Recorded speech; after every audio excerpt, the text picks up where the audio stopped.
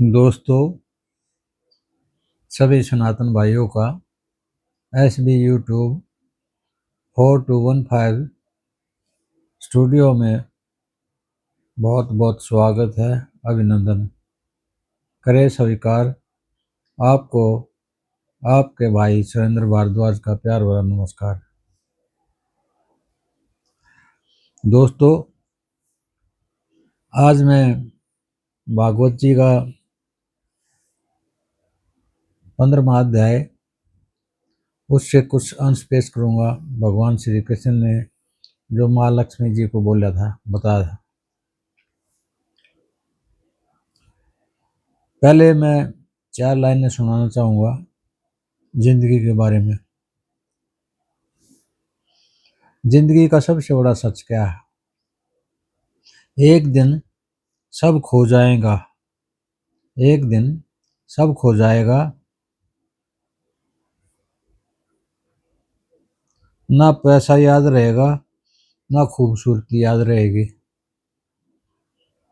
लोग सिर्फ उसी इंसान को याद करते हैं, लोग सिर्फ उसी इंसान को याद करते हैं जिसने किसी की जिंदगी में अपनी छाप छोड़ी हो, जिसने किसी की जिंदगी में कोई अच्छा काम किया, मतलब छाप छोड़ी हो।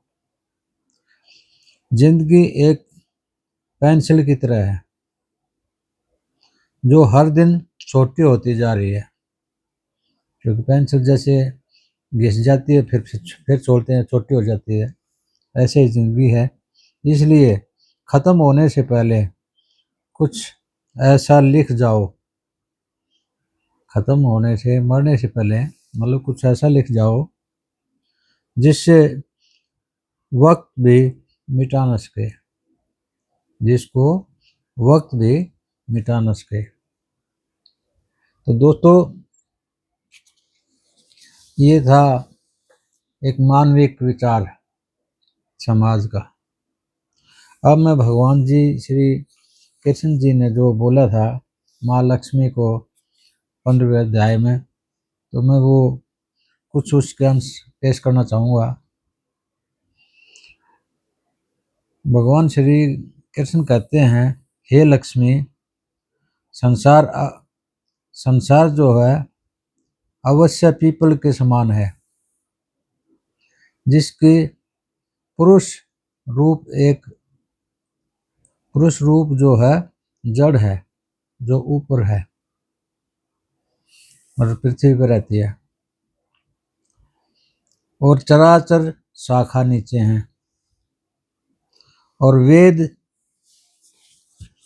इसके पत्ते हैं। वेद जो है इसके पत्ते हैं। जो यह जानता है वही वेद का ज्ञाता है। जिसने ये पहचान लिया तो वही वेद का ज्ञाता है। इसकी शाखा ऊपर नीचे फैली हुई है। सत्य, रज और तम गुण इसके वाणी नशे हैं। जो उनका रक्त बहता है ये उसके नशे हैं। सत्य, रज और तम गुण इसकी वाणी नशे हैं,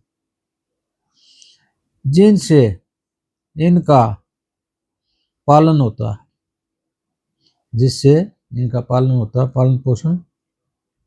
शब्द रूपी इसकी डालियां हैं, शब्द रूपी इसकी डालियां हैं, एवं पीछे कर्म रूप में प्रकट होने वाली इसकी जड़ नीचे मनुष्य लोक में और भी नीचे तक गई है। जो इसकी जड़ है वो बहुत नीचे तक गई है, पर अवश्य इसका आदि अंत और आकार संसारी प्राणी के ध्यान में नहीं आता। तथापि इसकी जड़ गहरी है।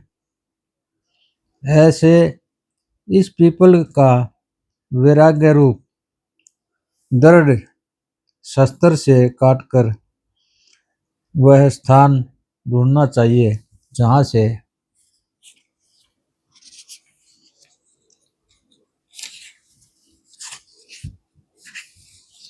जहाँ से फिर लौटना नहीं पड़े। मतलब ऐसे कर्म करो बार बार जन्म ना लेना पड़े, इसका कहने का मतलब ये भगवान जी का।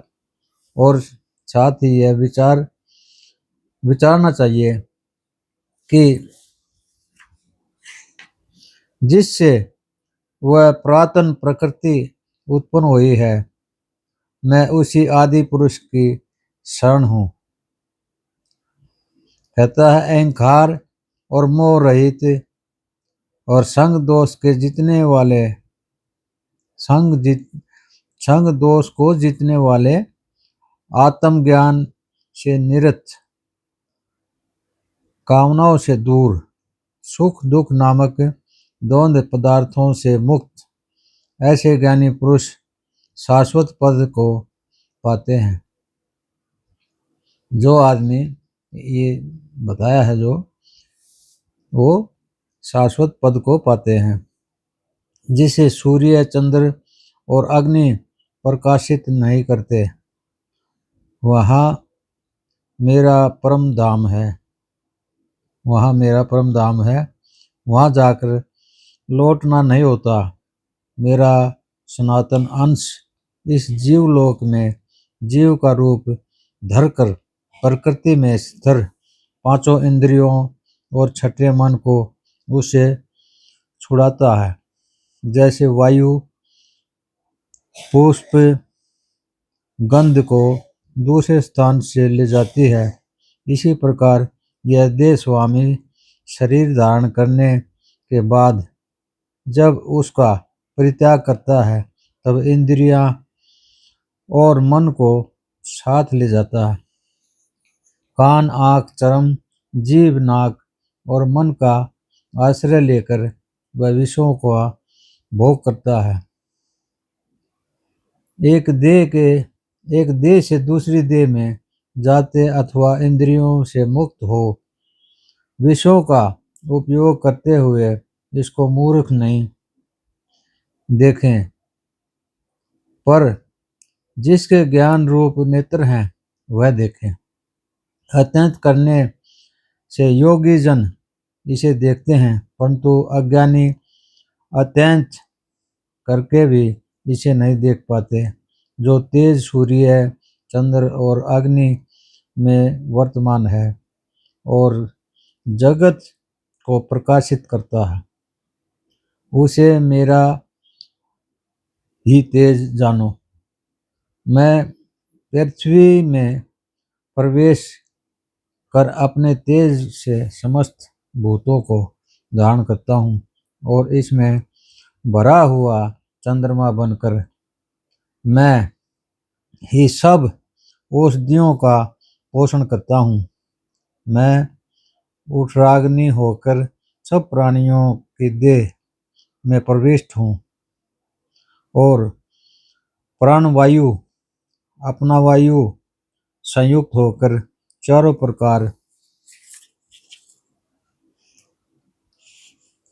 प्रकार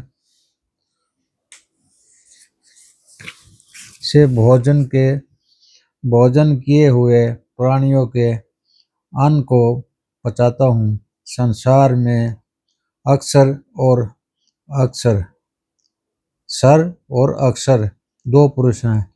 जितने नाशवान प्राणी हैं वह सर है कहलाते हैं और शिथिर चैतन्य को अक्षर कहते हैं। वह अक्षर और सर से उत्कृष्ट हैं। इसी कारण से जो लोक और वेद को पुरुषोत्तम जानता है वह सब कुछ जानता है और सर्वथा भावेन मेरी ही श्रवण करता है। तो भगवान ने ये बताया है कि जो सत्पुरुष होते हैं, जो वेद को जानते हैं, जो बार बार मरण जीवन के इससे दूर अपने अपनी मुक्ति पाते हैं, और जो